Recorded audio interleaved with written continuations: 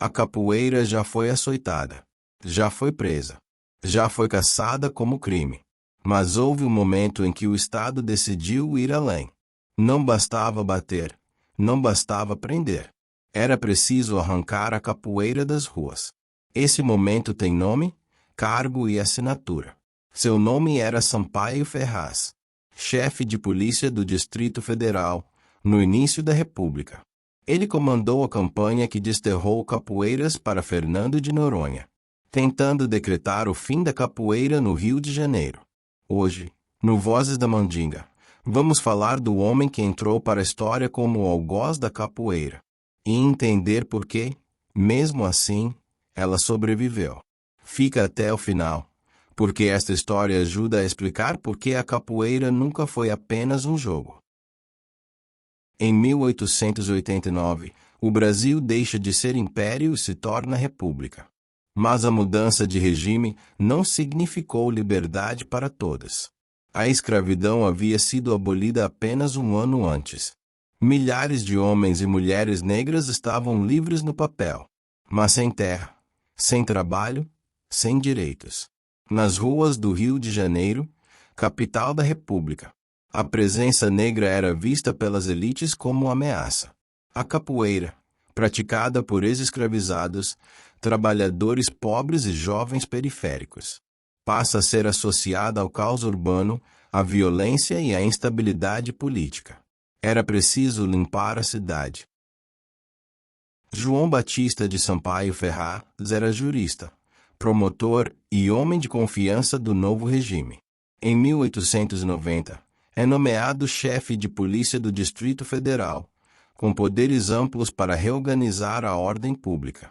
Antes mesmo de assumir o cargo, Ferraz já defendia que a capoeira era um mal social e que os capoeiras precisavam ser retirados das ruas. Para ele, não se tratava de cultura. Tratava-se de caso de polícia. Sua missão era clara: acabar com a capoeira enquanto prática urbana organizada. Em 1890, o novo Código Penal da República entra em vigor. Pela primeira vez na história do Brasil, a capoeira é criminalizada de forma explícita. Praticar capoeira passa a ser crime, associado a vadiagem, desordem e perigo social. Isso significa que não era preciso ferir ninguém. Não era preciso portar arma. Bastava ser reconhecido como capoeira. Sampaio Ferraz utiliza essa lei como ferramenta central de repressão. Agora, a perseguição tinha respaldo legal. A polícia passa a agir com extrema violência. Capoeiras são presos em rodas, em festas populares, em esquinas. Muitos não passam por julgamento.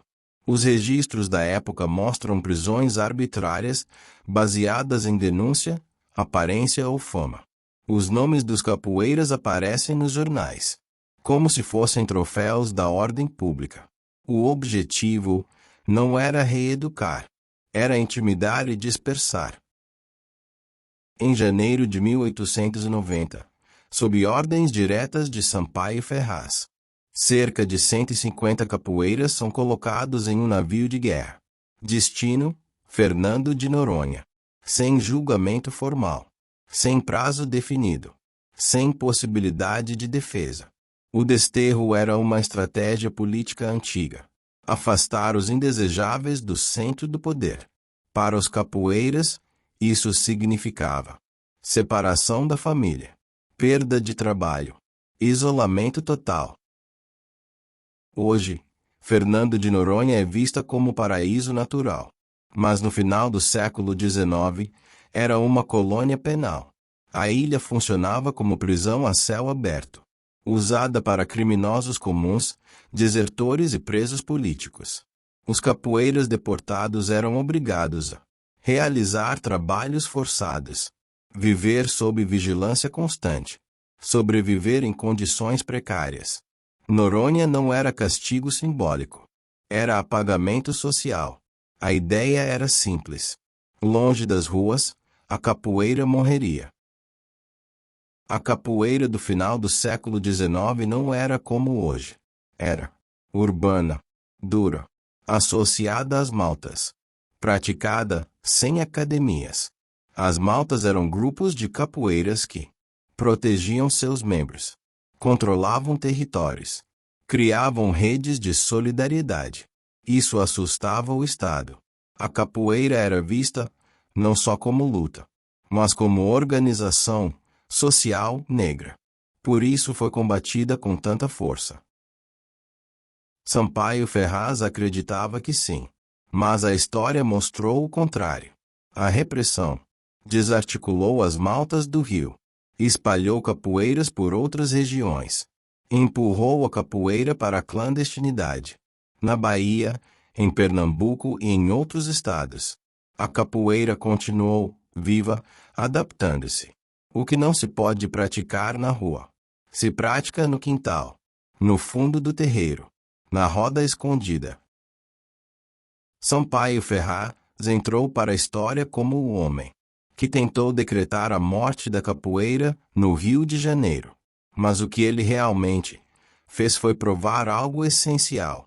A capoeira não sobreviveu porque foi tolerada. Ela sobreviveu porque resistiu. Se este episódio te ajudou a entender a relação entre Estado, repressão e cultura negra no Brasil, inscreva-se no Vozes da Mandinga e deixa nos comentários. A repressão fortaleceu ou enfraqueceu a capoeira? Enquanto houver tentativa de silenciamento, a mandinga precisa de voz. Axé. E até a próxima roda.